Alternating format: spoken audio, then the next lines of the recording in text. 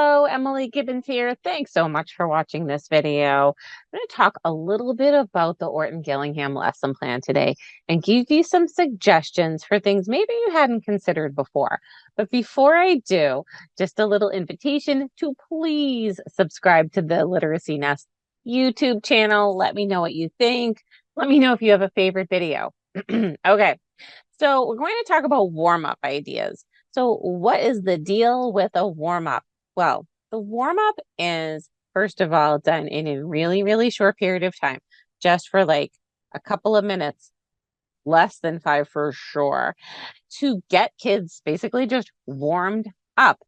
You are going to cover so many different things in your lesson, but the warm-up is an actual opportunity to get a little bit of extra practice in an area that either A, your student is still kind of struggling with, B, an area where you may not have a lot of time to work it into the confines of that lesson plan format, or C, it may be something that you're feeling like you just want to get them prepped and ready to go, to kind of prime the pump, right?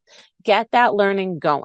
So there's a couple of reasons to do a warm-up, but let's talk about some things that you can do. But some of these things you might feel like might be geared towards your younger students. Sometimes I find if I need to do a warm-up with an older student, it might be a matter of just asking them how their day was and having just a really brief conversation, and just the actual chatting with me for just like a minute or two is enough of a warm-up for them. But for our younger kiddos, these are some things you'll want to consider. All right, the first one is alphabet sequencing. So when we first start with students that may not have a lot of alphabet recognition or principle under their belts, then alphabet sequencing is a great tool that you can do. And you can start with something like an alphabet arc with your little letters here. So I'm going to just pull out the one that I have. So you can start with an alphabet arc if you want and place some of the letters on there. But sometimes the arc itself, I find, can be a little overwhelming for kids. So what you might want to do is segment out parts of the alphabet to just have them practice in a thoughtful way. So for instance, you might just have a segment of the alphabet on a strip of paper that they practice saying the letter, telling what the missing letter is, all right, and then going through to the very end. And what you can do is either have them place the correct little foam letter or magnetic letter on that blank space, or you could have them practice writing it if you want to incorporate one more writing activity. But since this is a warm-up, you might just give maybe 1 or 2 strips of these alphabet sequencing papers and have them use these little letters to go with it to practice, to warm them up. And those are some alphabet sequencing ideas. One last thing I wanted to suggest is sometimes I might have a manipulative, and that might be just these little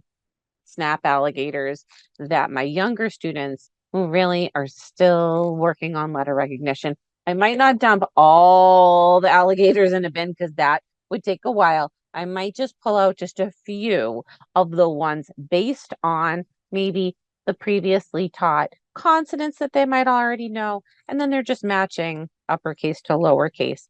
And this is something that it's actually just like a quick little fine motor tool for them too, to practice snapping things together.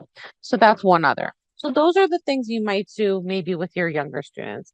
But for some of our older students, you'd be surprised, that may not know that alphabet as well as you would expect them to do, then using these strips of paper are really, really helpful. Okay, the next one is a warm-up idea can be just letter reversals. Maybe they're still mixing up B and D, right? So you can do a couple of things. Okay, you can reiterate the verbal pathway with the letter formations, like bat before ball, right? And then for this one, C, whoops, sorry, I'm doing this backwards. C before D, and just having them verbalize that pathway on that visual, having them practice tracing them over like on these little sandpaper letter cards. You can get these. I'll put the link in the video. Didacs. I got those on Amazon, but they can just practice saying bat before ball. C before D. Sometimes my kids might say C my D instead of C before D. But if you say C before D, it's reinforcing the position of the letters in the alphabet as well. So either way. All right, the other thing you can do is once again, take out those little slips of paper and just have them point and say the letter names going across B, B, D, D, and so forth all the way across. And then if you want to instead, as they move on from that, have them practice writing. So this is just tracing paper with B's and D's on them. So even though you might not be able to incorporate an entire lesson on letter reversals because, you know, time is precious and you're trying to cover lots of other things, but the letter reversal situation still keeps drifting in, right? As it will. We all know with our kids that it will. These are some quick and easy ways that you can just keep practicing those reversals to get to kind of break up that muscle memory and get them into a new habit of forming them with those verbal pathways. So that's the other warm up, is to just work on letter reversals. Okay. The next idea that I have is just handwriting. So you might have a student that you want to introduce cursive handwriting, but there may not be the best time to work it in there within your lesson plan. So maybe you want to introduce a letter right at the very beginning to warm them up, or letters, or a particular stroke practice.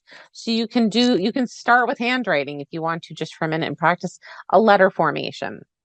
If you're not doing cursive handwriting, you just want to practice with the sky, grass, dirt lines and have them practice writing those letters using the verbal pathway. You can do that too as a very quick warm up. Okay, so that is something else. Would you incorporate more handwriting throughout the lesson? Yes. But in the warm-up portion, it would be something really quick. And then you can go back and spend a little more time at a different point in the lesson. Sometimes the warm-up is a game that I know will help kids strengthen and work on perhaps processing or their working memory. Sometimes I will pick out a strategic game. So the game that I have chosen here is Spot It, to get them really noticing differences. This is almost like the case of what's wrong in this picture or hidden picture game, like you see those in highlights magazines. But with Spot It, you'll notice that there are two objects that are the same on any two different cards. And so what you would do is place the two cards down on the table, and the first one to spot the same object can say Spot It. And so on these two cards, then they would point out, and it's the flame. The flame is on both of those. So they would say Spot It. And then I would say, okay, what are the same? What objects are the same? You can say the fire or the flame or something like that. And they can keep those cards. Sometimes just warming them up with a game like Spot It is really, really helpful. It just gets them, I think it builds their awareness of things that they should be on the lookout for, and helping even with sometimes with tracking a little bit. Okay, the last thing that you can consider is working on the dates or months of the year. You would be surprised how many kids really don't know how to write the date.